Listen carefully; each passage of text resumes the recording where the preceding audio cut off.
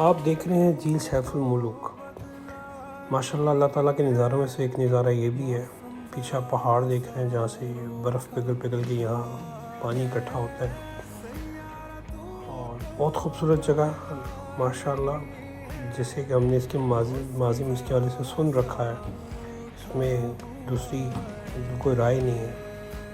مگر سراؤنڈنگ اگر میں دیکھوں تو خوبصورتی تو بہت ہے، مگر صفائی ستھرائی کا نظام بہت ناقص ہے، جس کے لیے گورنمنٹ کو بندوبست کرنا چاہیے. یہاں کے لوکل لوگوں کو بندوبست کرنا چاہیے.